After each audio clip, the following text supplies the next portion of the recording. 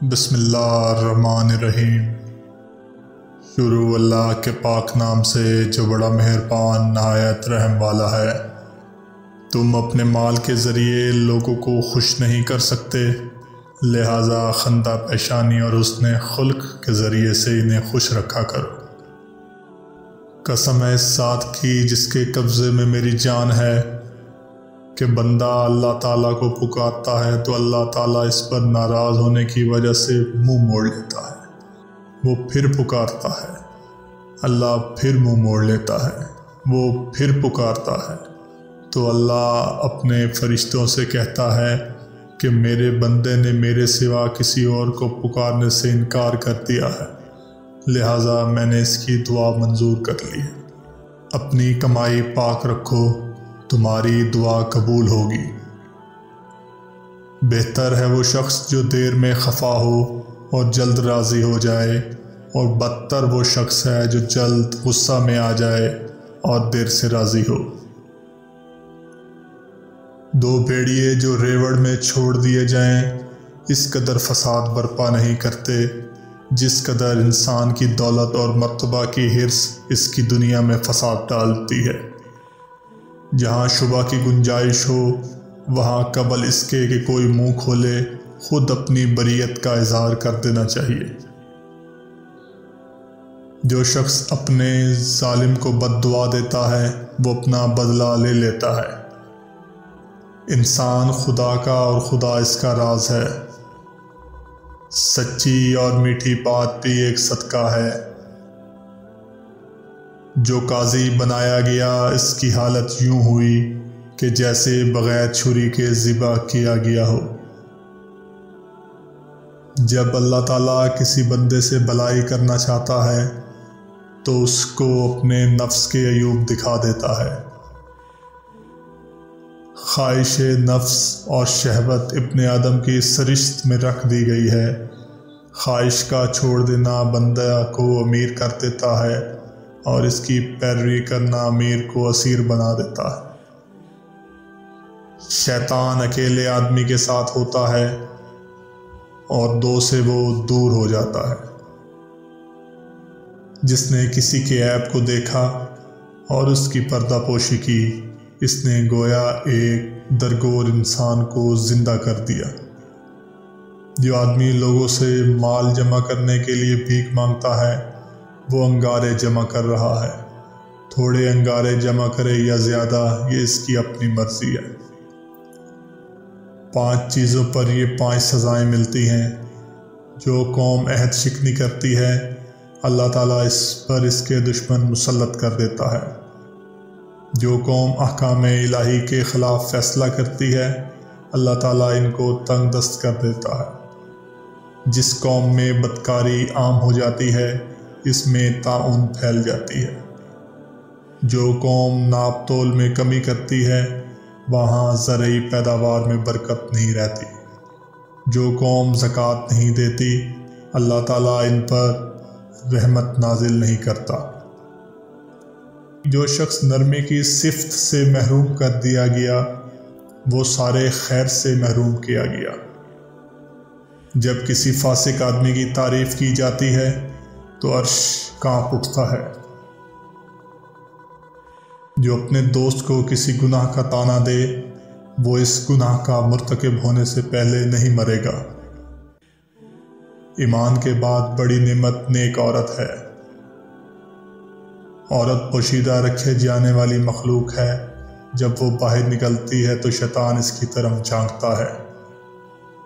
جب کوئی عورت مرے اور اس کا خامد اس سے راضی ہو تو وہ جنت میں جائے گی۔ عورت، نماز اور خوشبو مجھے پسند ہیں۔ تم میں اچھا وہ ہے جو اپنی عورتوں سے اچھا سلوک کرے۔ ایماندار آدمی اپنی بیوی سے ناراض نہ رہا کرے، کیونکہ اگر اس کی کوئی عادت اسے ناپسند ہو تو کوئی قابل پسند بھی ہوگی۔ عورت کی عزت شریف الطبع لوگ ہی کرتے ہیں اور اس کی اہانت کمینے لوگوں کے سوا کوئی نہیں کرتا۔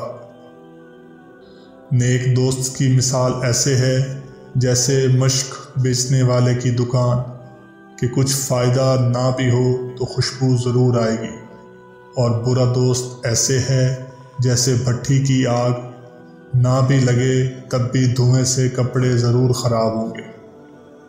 ایک عالم شخص شیطان پر 1000 عابد سے سخت تر ہے، اور عالم کو عابد پر ایسی فضیلت ہے جیسے 14ویں رات کے چاند کو تمام ستاروں پر، کیونکہ عالم وارث انبیاء ہیں، اور انبیاء کی میراث نہ دنیا تھی نہ درہم، بلکہ ان کی میراث علم تھا۔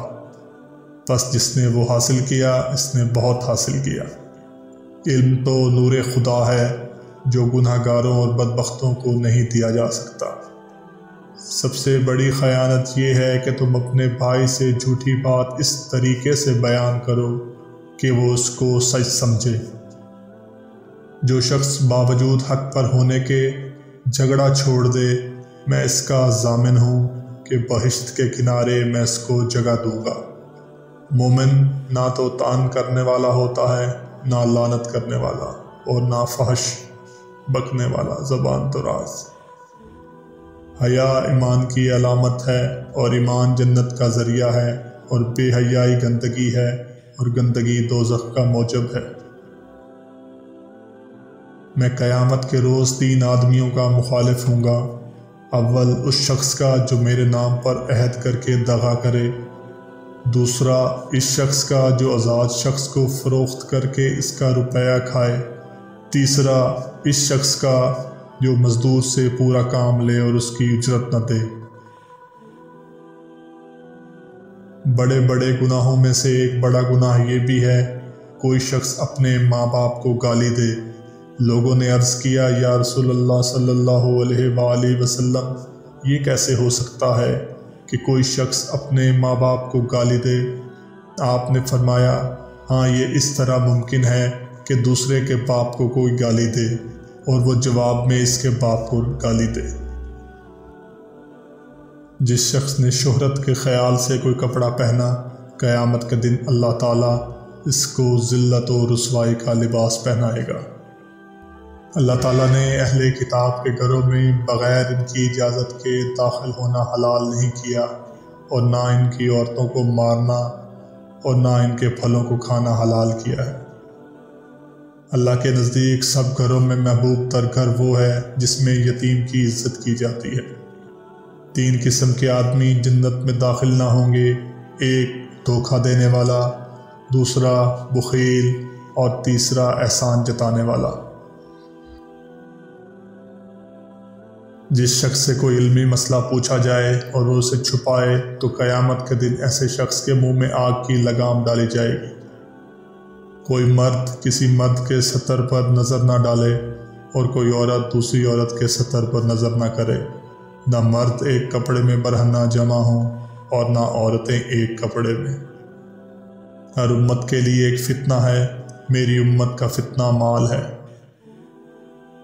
سفر عذاب کا ایک ٹکڑا ہے جو تمہیں کھانے پینے اور آرام کرنے سے باز رکھتا ہے۔ بس تم میں سے جب کوئی اپنا مقصد حاصل کر لے تو اسے چاہیے کہ اپنے گھر بار کی طرف لوٹ آنے میں جلدی کرے۔ بدترین شخص وہ ہے جو 2 منہ رکھتا ہے، ایک منہ سے ایک کے پاس جاتا ہے اور دوسرے منہ سے دوسرے کے پاس جاتا ہے۔ جو گناہ سب سے زیادہ انسان کو جہنم کا مستحق بناتے ہیں وہ زبان اور شرمگاہ کے گناہ ہیں۔ سب سے بدتر کھانا اس شادی کا ہے جس میں مالدار بلائے جائیں اور محتاج چھوڑ دیے جائیں، اور جو شخص بلا عذر دعوت قبول نہ کرے اس نے خدا اور رسول کی نافرمانی کی۔